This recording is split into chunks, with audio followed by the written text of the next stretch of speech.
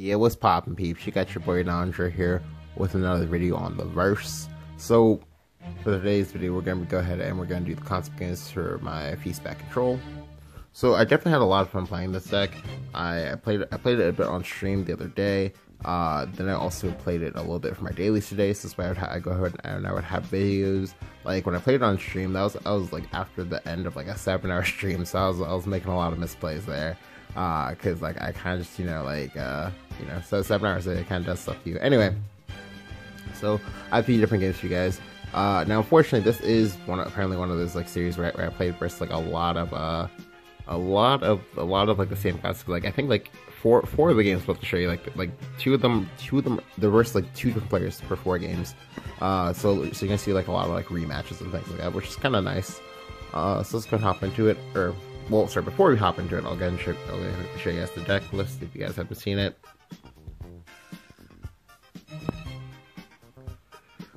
Alright, so this is the deck list. The things I'm thinking about but haven't actually gone around to doing are probably cutting Belphegor for something else, but I don't know what on earth I would cut Belphegor for, because Belphegor is a really good 4-drop, and Blood does not have 4-drops otherwise. Additionally, I was also thinking about playing Vania, because Kankling Vania is really strong once you actually do it to someone, but that obviously would require me to play Belphegor, so that's like something to think about. But yeah. So I was gonna get on the first game. I'll try to show you guys maybe like 4 of these games, maybe 5. Anyway, so we'll go ahead and start off with the first game. Yeah, we'll start here. So for this one, this was actually one of the rematches. Like I had lost the guy before because Forestcraft is a really hard deck to play versus at the moment, because generally they play a lot of the same cards. Like I think it's about like 20-ish of the cards are about the same. They all play Brambles, they all play Rain, they all play Lilac now, they all play they all play Insect Lord, so 12. And then of course like all of these cards are all like early game cards, so there's no solid way to like differentiate until it's like too late, like until you're just like getting like Jungle Warden in the face on like turn 10, you're just like, oh, or until you get like blown up by like air and you're just like, oh, okay. Like hell, even Fairy Driver is starting to see play and ubiquitously across like multiple forest decks, so like there's no really good indicators. Anyway, so I go ahead and I believe I was going first.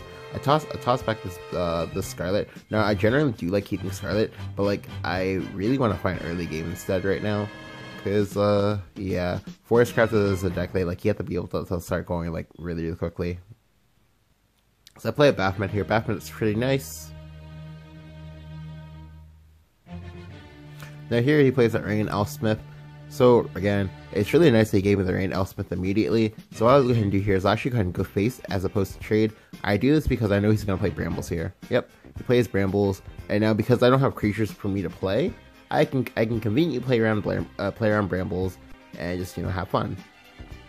So here he plays Water Fairy. Like again, I knew he was playing Water Fairy earlier, but like last time he caught me by surprise, because like he literally had to start not unlike this start.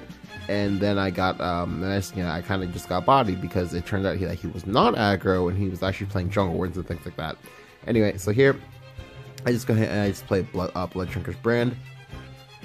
For those of you who are wondering why I played Bloodshrinker's Brand as opposed to playing Belphegor, even though Belphegor was technically fine, the reason why I did not do that is because if I do that, he just goes and he just goes trade him Water Fairy to then go Fairy, so 3 fairies. They'll go ahead and they'll actually activate the Rain. So what he'll go ahead and do is then he'll go ahead and evolve Rain, hit me in the face for 4, and then go ahead and clear off my unit with the creature that gets buffed by Rain. That's not something we want to have. That's not something we want to have happen.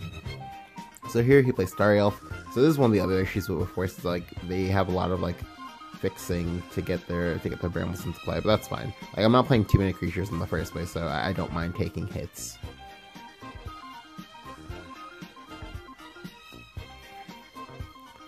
Alright, so here his Brambles is still in play, and that's annoying because that means is I can't actually get rid of everything on this board. And I would like to evolve, but the evolve is so bad that I'm just not gonna do it.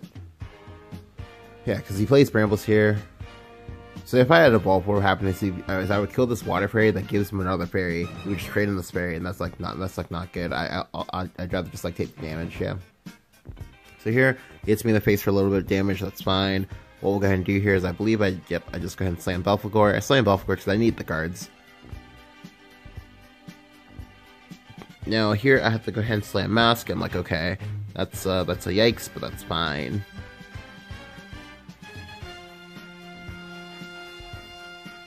Yeah, so here he overdraws. I'm like, okay, that's cool. That's kind of nice.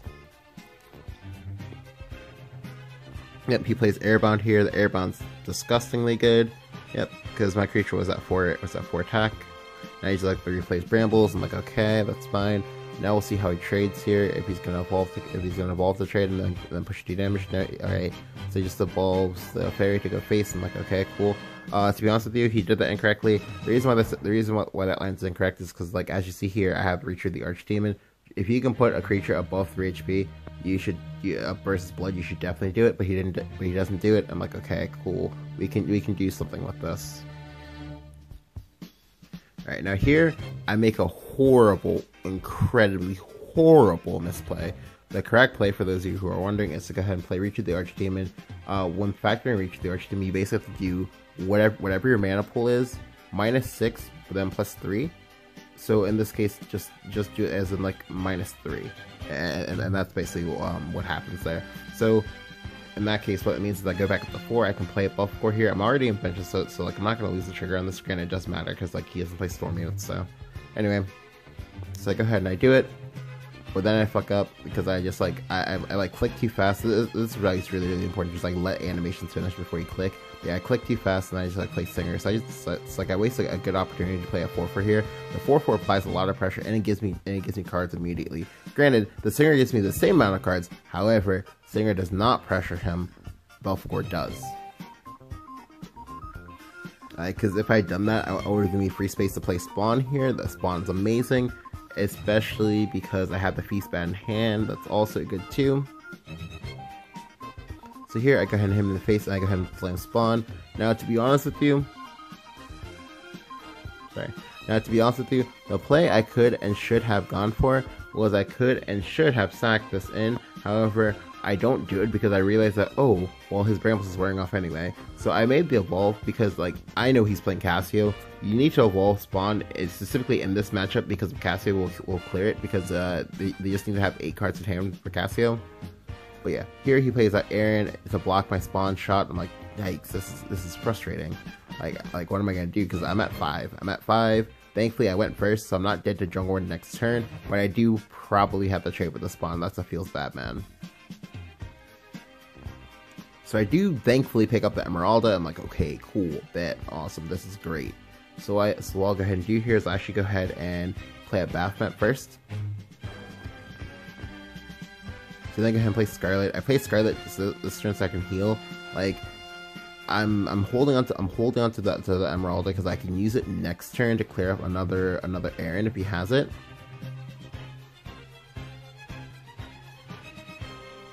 So then play Spider Up Imp. And now I'll go ahead and go face. Now I go face because if I don't go face here, I probably will never win the game because he will beat me down with his Jungle Wards and things like that. But I go face because this way I leave myself an out. Now granted, I can die here. Make no mistake, I can die here.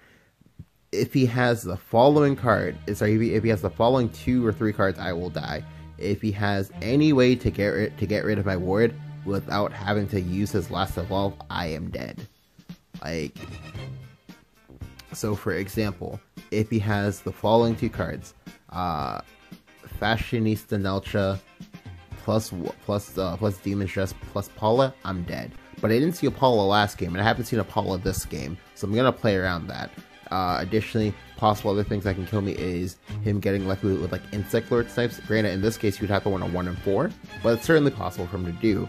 But because he only has 2 board spaces, I'm pretty sure, like I'm like moderately sure I can live here. Oh, additionally, the last thing that kills me, if he has Yggdrasil plus Brambles. So when he first plays Brambles, I get really scared. I'm like, oh god, am I gonna die to Yggdrasil? Until he makes a trade. When he makes a trade, I know that I can never die again. I'm like, okay, cool, awesome. So he makes all these trades. Then he plays that Fairy. Then he plays that Cassio. So to be honest with you, I didn't really like the order in which he did this, but like ultimately it doesn't matter, I guess. But the reason why I didn't like it is because like there is a chance. There is actually a chance that these shots don't land in the correct way. And if they don't, and if my thing lives, granted, it's a long shot. It's a very, very long shot because I have to win like, let's see how much is that. I have to win like 6 50-50s in a row. 6 50-50s in a row. But there's a chance. There's a chance I could be that lucky. And if that had happened, that he would be dead here. But anyway. He evolves the fairy, he trades in, because of brambles, the fairy does 4, and like, okay, yikes, that's a problem.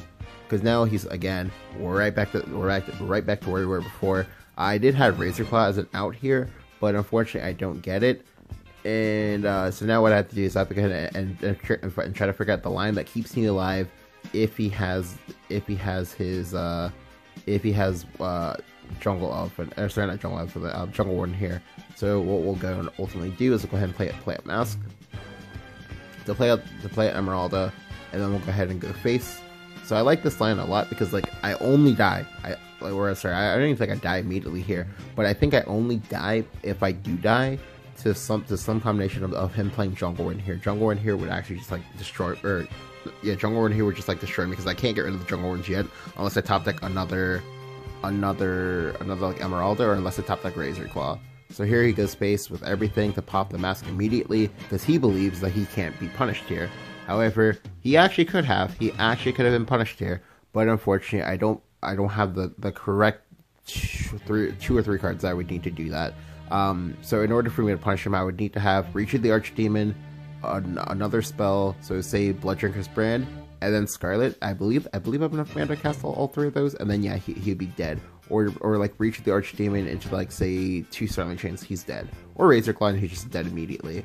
But unfortunately, I haven't taken much damage from my Dark Beast back because I wasn't able to play Knack this game. So what I go ahead and do is I go ahead and I just clear off both his units. And then I also go ahead and play up my Spider Orb Imp. Thankfully, my Spider Orb Imp means I do not die to second jungle warden. Additionally, because I've shown him an Emeralda, and because he knows that he needs to be afraid of it, and he needs to be very, very afraid of Emeralda, he's actually currently prevented from playing jungle warden again to clear this board. And there's only 1 elephant in his deck, most likely, if he's even playing elephant in the first place. So I know that right now I'm safe, and he has to try to tempo out onto the board in order to like make some efforts. So here he plays Insect Lord. He gets the snipe. I'm like, okay, well, I don't die to anything else. I'm like, cool. He then plays out the rest of his hand. I'm like, okay, cool. He bricked. That's awesome.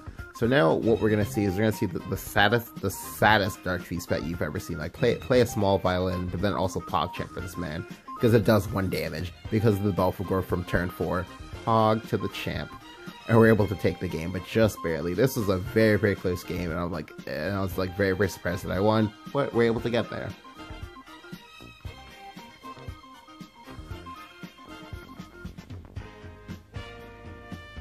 Alright, so on to the next game. This game is going to be versus Portalcraft. Now, this game is going to be one of the few like non-replay things that I have for you guys. Or sorry, few non-rematches that I have for you guys.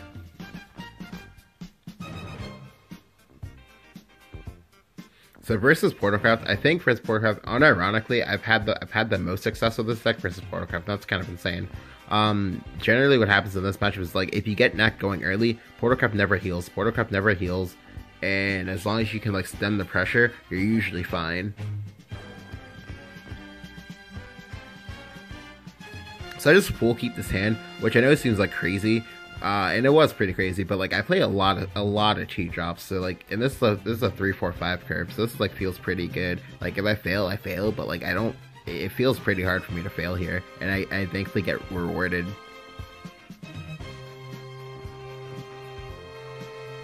Alright, so here I pick up a Scarlet. The Scarlet's good. It gives you another option for my turn 5 if I decided to choose to use something different, which I certainly could, but I don't know if I will.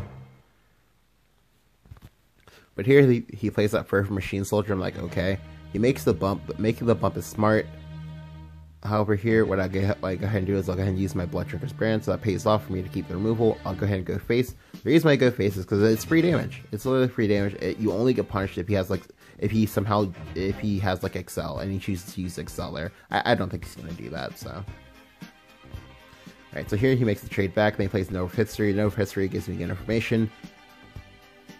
So now what I'll go ahead and do is actually go ahead and choose to do take a different line that I was going to take before, and just choose to play out 2 cards instead. But I don't Evo. And this is a big deal.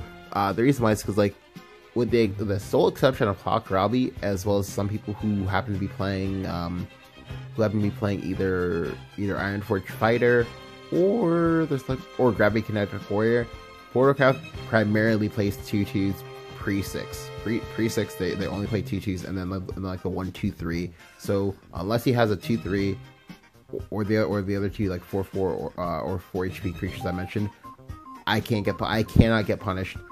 And Scarlet just like mops into the board. Like, it's really important when you play this deck to go ahead and try to like preserve your evos when you can. Yeah, so here he plays like Excel. I'm like, okay, sure, that's fine. That's annoying, but it's fine. Yep. He then plays out. He then apparently drew. No, he didn't draw. Like, he already had this from Hamlin, but yeah, he'd already copied the thing from Hamlin, so that's fine. So here, what I'm gonna do is actually gonna play it next. Again, I'm not gonna evolve. Like, there's no point. Well, or so I thought. But there is actually a point to evolving, even if it is a very, very feels bad man evolve. Because if you do not do this, and he plays Machina, at the moment we have no good answer to that. So it's definitely better for me to do that there. Like, I can just like evolve Happy Pig if I want to, but like evolving Happy Pig requires me to either play Buffcore, in which case I'm at 13, or for me to go ahead and play Baphomet, which is a long shot to draw 2-drop. So when he played the Singer, I instantly knew he was gonna banish this. I'm like, okay, that's fine. Yeah, like you can afford to get 1 Knack banished because like you play 3, so like it's perfectly a-okay. Yeah, but now I play Belfcore because again I want to draw. Like, I'm already at 13 anyway, so like I just go to 13, then I go back up to 13. Or sorry, I go to 13, I go down to 10, then I go back up to 13.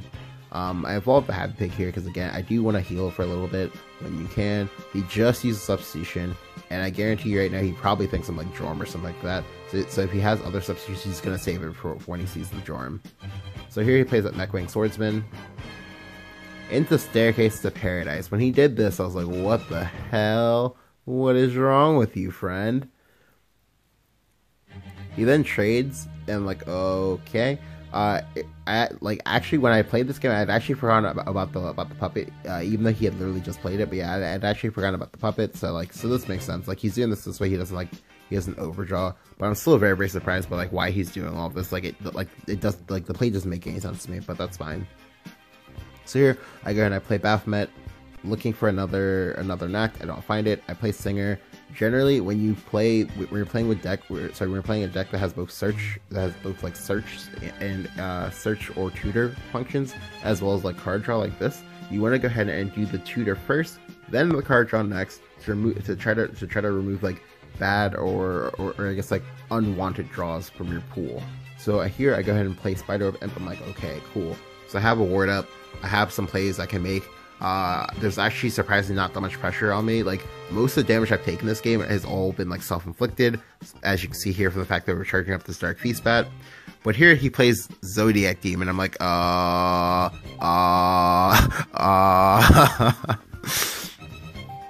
So I didn't expect this at all. Like, and now I can just assume that he's like playing like Zodiac Demon Control Portal ? But that's fine because now he's giving me a target to get the guaranteed suicide off of my neck. Like, that almost never happens versus Portalcraft unless they play Machina or something like that. But I'll go ahead and I'll take it. I'll definitely take it.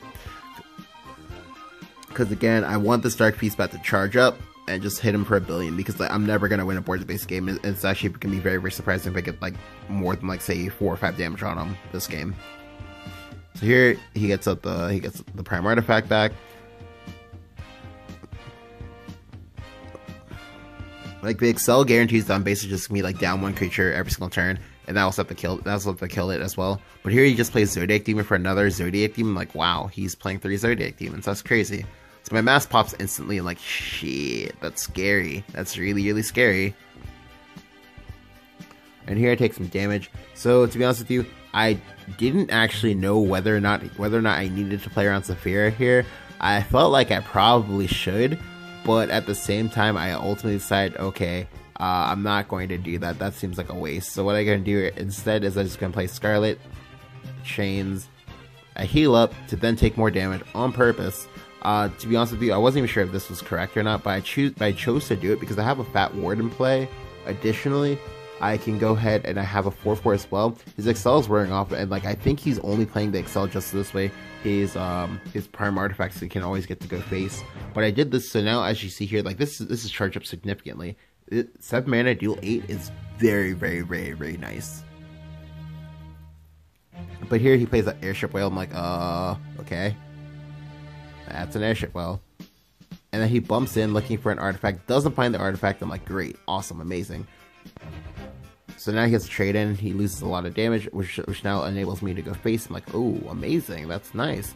And then here we top deck the Razor Claw. Now granted, before we top deck this Razor Claw, I was not in the best of spots. I was probably going to have to trade and then play like Scarlet or something like that, and that was not a good play. That's like not a really good play. Or sorry, go Belfgor first, draw 2 more cards, then play Scarlet, and then like trade. And it's not like a feels good man play. But thankfully you pick up the Razor Claw. So the combination of Razor Claw, this and this is like a lot of damage. It's like 17 damage. Yeah, this is 4, this is 4, this is 9. Or sorry, this is 4, this is 8. So yeah, so 17 damage or 16 damage.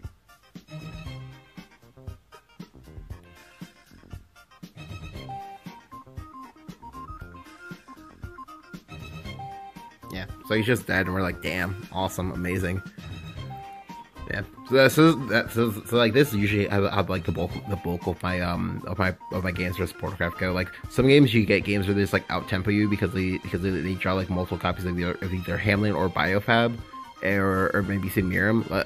Like those 3 cards are like the scariest cards. They do not want them to play early, in like any amount, because like whenever they do, you're just gonna be like very, very terrified of them just like out tempoing you, because like if they do it, it makes it so like you have to be worried about like trying to play Belfgor, which is like one of like your good mid game units, and then you also have to, and then, like if the Belfgor chain falls apart, you run into like a lot of issues, because like you need the Belfgor and everything else to carry a lot of weight in the mid game.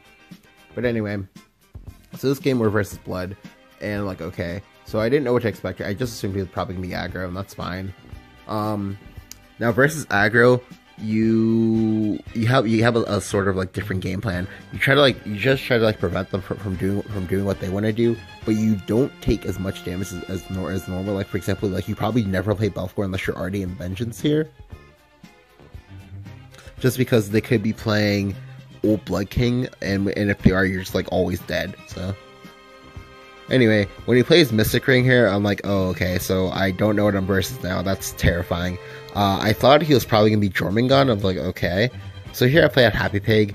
I'm really, really glad that Hungering Horde is rotated, because of the fact that, like, ordinarily this would be, like, a terrible play, but, because I could just get like, Hungering Horde out of the game, but thankfully I don't. He plays Venomous Bite. When he plays Venomous Bite, I'm like, I still don't know what I'm versus.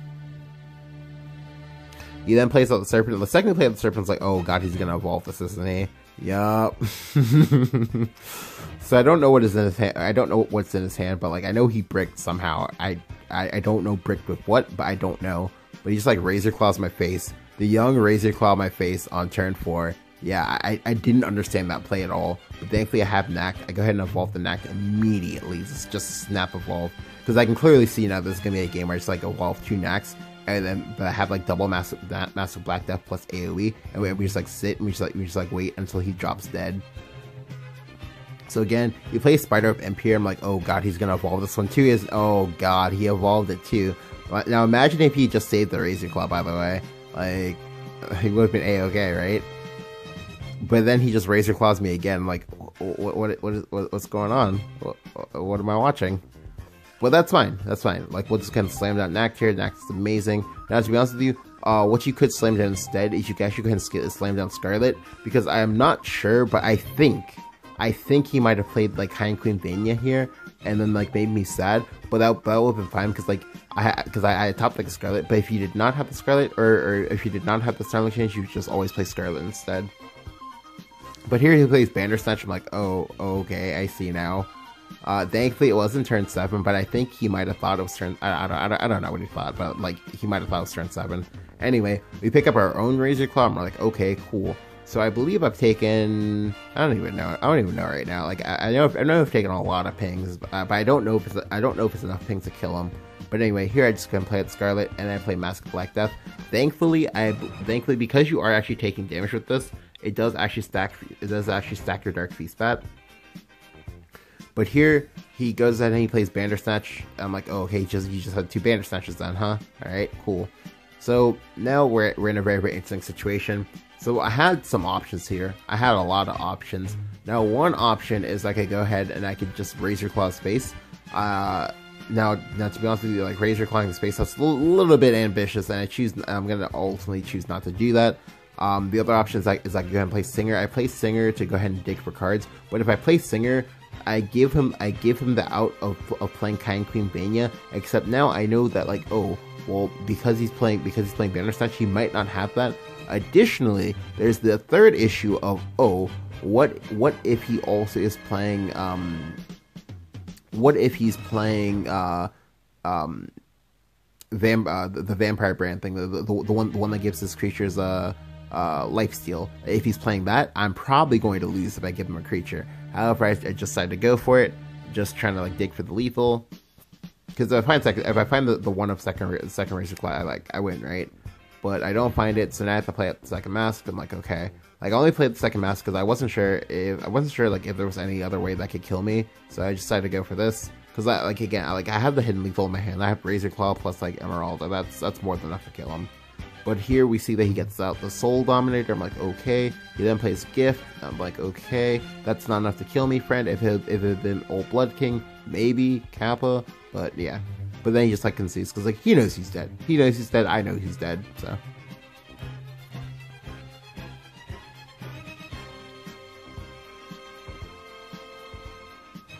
Alright, so for the last one,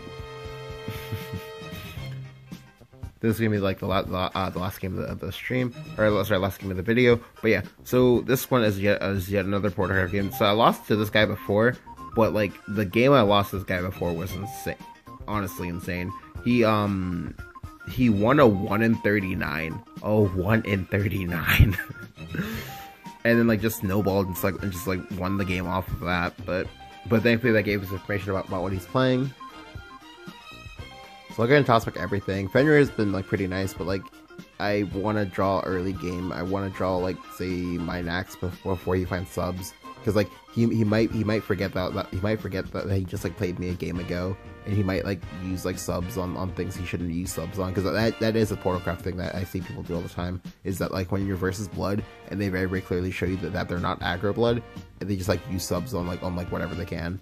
But anyway, here I find I find a Feast Bat early. I find Belphegor. Like I have a lot of gas, lots and lots of gas. So here he plays Cat Cannoneer. Now from the last game, I know that he's playing at least 2 of these. So I go ahead and do here is actually go ahead and play Mask. I play Mask because I don't want to go to 10 versus this guy. I cannot afford to go to 10 versus him because I don't have an AoE in my hand. Like I have a lot of very slow. Oh, I only kill 1 unit and maybe threaten to kill a 2nd unit cards. So I have to just play the Mask here. The Mask basically heals me for 11 because it soaks up 3 here. Then I would play the Belphegor. The Belphegor would hit me for effectively like 9, but instead I take 0. So yeah, so I heal for 12 here. That's amazing. Alright, so here I evolve. Now when I make this evolve, I actually fuck it up. So ordinarily when I'm playing versus Portalcraft, I usually kind of condition myself to make sure that like when I evolve to kill a unit, to make a value trade, that I do not put myself at 3 HP. However, here, it's actually correct to put myself at 3 HP. So this way, if he's playing sub, he'll use the sub immediately. But like I said, like muscle memory is too strong. I just gotta go for the line because like I play like pretty fast when I play. So here he just goes space, and when he does this, I now know that okay, well he's probably playing. He's probably gonna play Maka next turn. So I just go ahead and like evolve immediately. Now this does put myself in the sub range, but that's fine. Like I don't care. Like if he has a sub, like I still get to do a lot of gross things. And that's perfectly fine. Yeah, he plays a sub. So then I play Meta Production. and then just like concedes. I'm like, oh, okay, all right then. So to be honest with you, I think I know what happened. Like, I think he was supposed to play meta production first, then play Miriam, because I think that might have been insane. Like, he might have just been like waiting for resonance to do that, and then get out an artifact or something like that. I'm not really sure, but yeah, but that was like more or less what happened. But these games were like pretty fun to play, I think, for the most part. I definitely like the game. I definitely like the deck a lot. Like, it has a lot of promise. Like, some things that I've been like thinking about are possibly say cutting Fenrir for Blood Queen Vania, like, but I only own the one Vania, so I haven't actually gone around to like to trying that out yet. Just because like, I think like Vania is like one of those cards like kind of gets slept on until you get wrecked by it, and you're just like, holy crap, this card is good. But yeah. If you guys enjoyed the video, go ahead and leave a like. Go ahead and hit that subscribe button. Let me know what you think about Feast Back Control down in the comments below. Let me do you like it in the current meta game? Do you think it like shows promise? Yeah, go ahead and like hit me up. Always happy to hear. Thank you guys for watching, and I will catch you guys next time.